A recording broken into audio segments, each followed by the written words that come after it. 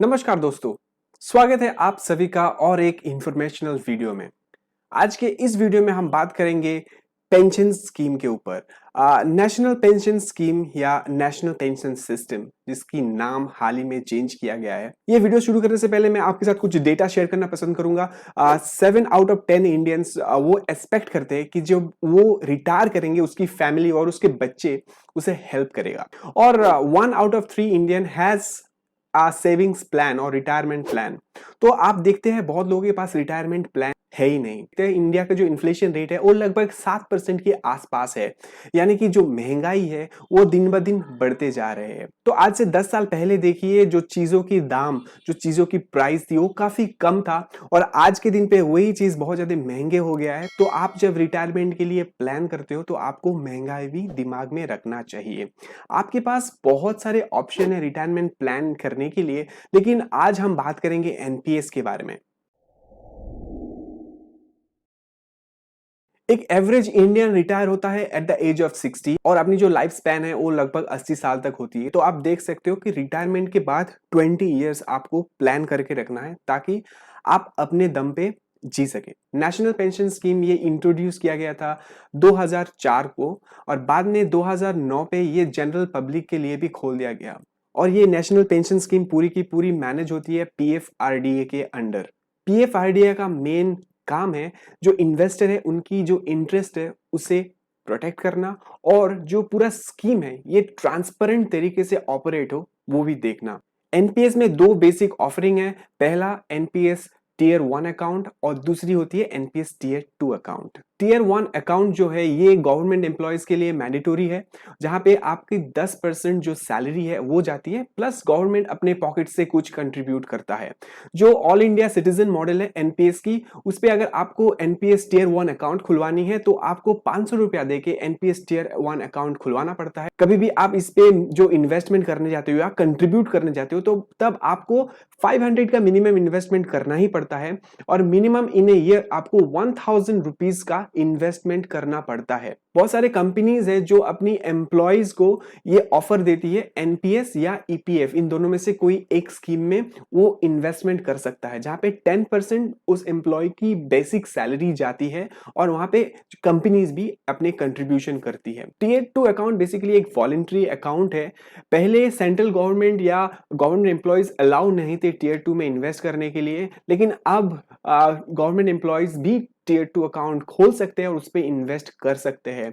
और ये अकाउंट खोलने के लिए आपको 1000 रुपीज जमा करना पड़ता है, और मिनिमम 250 रुपीज का कंट्रीब्यूशन करना पड़ता है। आपको एक चीज ध्यान रहे, टीयर 2 अकाउंट में गवर्नमेंट या आपकी एम्प्लॉयर कुछ भी कंट्रीब्यूशन नहीं करते। ये पूरा आप ही हो जो इसको कंट्रीब्यूट करते हो, और आप ही हो जो इसको मैनेज करते हो। और एक फाइनेंशियल ईयर में मिनिमम 2000 रुपीज का बैलेंस मेंटेन करना पड़ता है टीयर 2 अकाउंट में। जो मेजर डिफरेंट है टीयर 1 और टीयर 2 अकाउंट में, उसका इंफॉर्मेशन मैं स्क्रीन में डाल दूंगा, आप इसे देख के पता कर सकते हो टीयर 1 और टीयर 2 अकाउंट का जो बेसिक डिफरेंस। पीएफएम यानी कि पेंशन फंड मैनेजर, जब आप जाते हो एनपीएस अकाउंट खुलवाने के लिए, बाय डिफॉल्ट आपको एक पेंशन फंड मैनेजर चूज करना पड़ता है। अगर आप गवर्नमेंट एम्प्लॉयज हो तो आपको एसबीआई, एलआईसी या यूटीआई, इन तीनों में से एक को चूज करना पड़ता है। अदर सिटीजन मॉडल लेते हो, यहाँ पे आपको 7 डिफरेंट फंड मैनेजर की ऑप्शन मिलती है।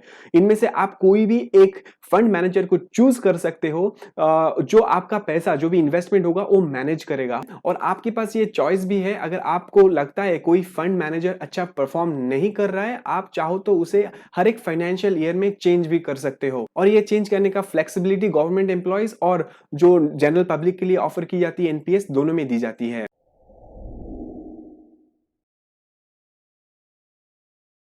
एनपीएस मेनली आपके पैसे को 4 डिफरेंट एसेट क्लास में बांट देती है। पहली है इक्विटी, उसके बाद आती है कॉर्पोरेट डेट, तीसरी आती है गवर्नमेंट सिक्योरिटीज, और चौथी है alternative investment.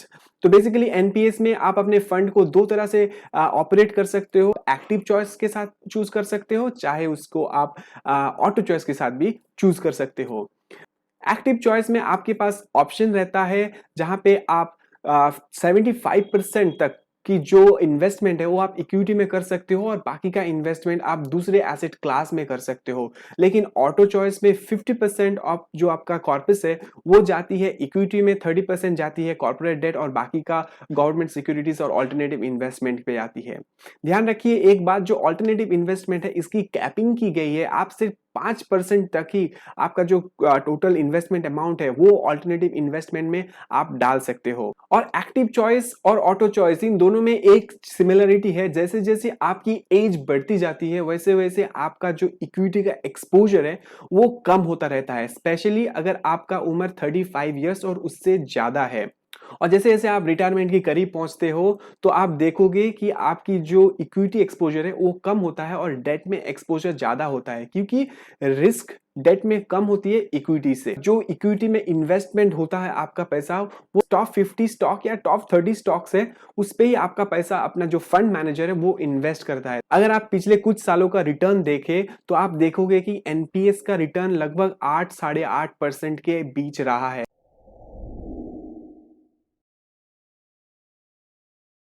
NPS tier 1 account में खूब करके टैक्स बेनिफिट दी गई है। 80CC-D1 के तहत आपको 1.5 लाख तक की डिडक्शन मिलती है एक फाइनेंशियल ईयर में।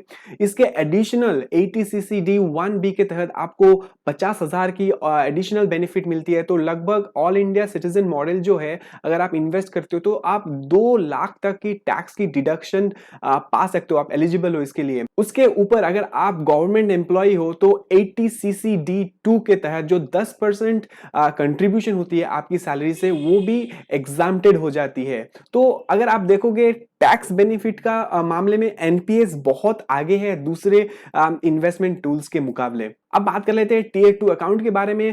टीयर 1 में खूब सारी टैक्स की बेनिफिट दी जाती है, लेकिन टीयर 2 अकाउंट में कोई भी टैक्स बेनिफिट नहीं दी जाती। ध्यान रखिए टीयर 1 अकाउंट जो है ये बेसिकली एक लॉक इन अकाउंट है जहां पे आपका पैसा बहुत दिन तक इन्वेस्टेड रहता है। लेकिन टीयर 2 में आपके पास बहुत ज्यादा फ्लेक्सिबिलिटी होती है, आप कभी भी चाहो तो आपके पैसा विदड्रॉ कर सकते हो। तो टीयर 2 में टैक्स बेनिफिट नहीं मिलती।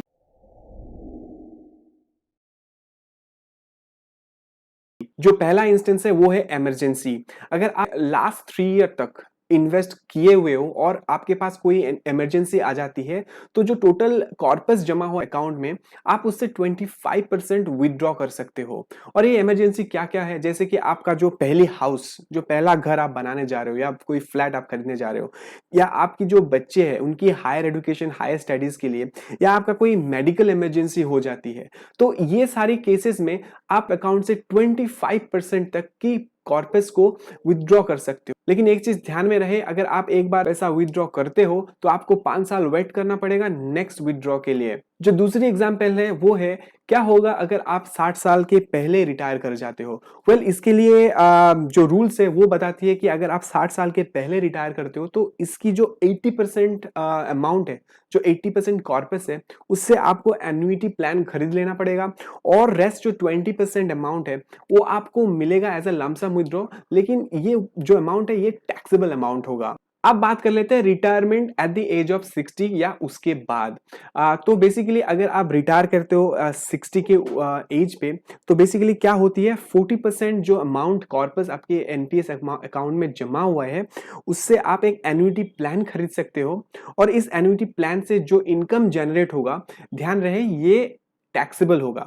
और बाकी का 60% कॉर्पस आप विदड्रॉ कर सकते हो एज अ लंप सम। लेकिन इस 60% में 20% जो पैसा है वो टैक्सेबल होगा और बाकी का 40% जो अमाउंट है वो टैक्सेबल नहीं होगा। आज के दिन पे 2020 पे फिलहाल यही टैक्स का स्ट्रक्चर है ऑन विदड्रॉ पे। आप एनपीएस अकाउंट को दो तरीके से खोल सकते हो, एक होती है ऑनलाइन, उसकी जो लिंक है मैं नीचे डाल दूंगा, और दूसरी है ऑफलाइन जहां पे आप कोई भी पीओपी को कांटेक्ट करते हो और वहां पे जाके अपने अकाउंट को खुलवा सकते हो। जो पीओपी का जो लिस्ट है वो उसका जो लिंक है वो भी नीचे डिस्क्रिप्शन में डाल दूंगा। ध्यान रहे आपके पास सारी केवाईसी डिटेल्स होनी चाहिए और आप वो सारी चीज लेके पीओपी के पास जाते हो और वो आपको आपकी अकाउंट ओपन करके देती है। तो एक बार आपकी अकाउंट ओपन हो जाए तो आपको एक पैन कार्ड और एक पासवर्ड किट मिलता है, जहां से जाके आप अपने अकाउंट को ऑनलाइन मैनेज भी कर सकते हो। इसकी जो एज लिमिट है वो है 18 टू 60।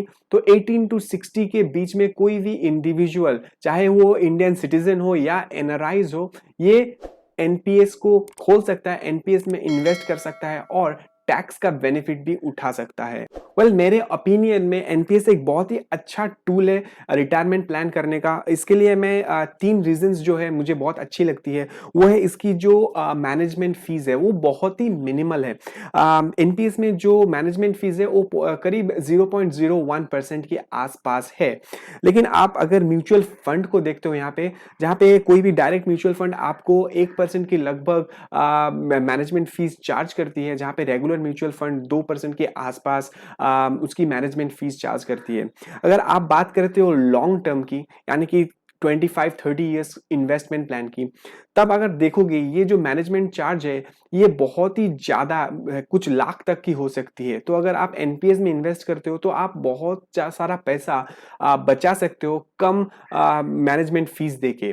और दूसरी सबसे पसंदीदा चीज जो मेरी है वो है एनपीएस आती है by default lock in period के साथ। अगर आप देखोगे एनपीएस में जब आप इन्वेस्ट करते हो तो आपको इन्वेस्टर रहना पड़ता है 60 साल तक, कुछ इमरजेंसी ना आ जाए। तो ये क्या होती है, एक अपने आप में डिसिप्लिन लेके आती है। अगर कभी भी आप कोई भी इन्वेस्टमेंट करते हो और उस पर अगर डिसिप्लिन नहीं रहता तो वो जो इन्वेस्टमेंट का गोल है वो पूरा नहीं हो पाता।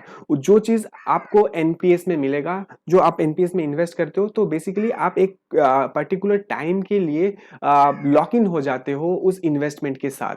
और तीसरी सबसे इंपॉर्टेंट चीज जो मुझे अच्छी लगती है एनपीएस के बारे में, कि इसकी ट्रांसपेरेंसी बहुत ज्यादा ट्रांसपेरेंट है। आप चाहो तो आपका कोई कंप्लेन भी हो तो आप ग्रीवांस सेल पे जाके कंप्लेन कर सकते हो और ये लोग तुरंत आपकी जो प्रॉब्लम है, वो दुविधा है जो भी है, वो दूर कर देता है। तो आज का सवाल, क्या आप एनपीएस में ऑलरेडी इन्वेस्ट करते हो या आप एनपीएस में इन्वेस्ट करने का प्लान कर रहे हो? मुझे जरूर बताइए नीचे कमेंट करके। अगर आपको ये वीडियो पसंद आया तो इस वीडियो को लाइक कीजिए, इस वीडियो को शेयर कीजिए अपने दोस्तों के साथ और साथ ही साथ चैनल को सब्सक्राइब भी कीजिए ऐसे ही एजुकेशनल वीडियो आगे तक पाने के लिए। तो मिलेंगे आपसे अगले वीडियो में, तब तक के लिए बहुत बहुत धन्यवाद।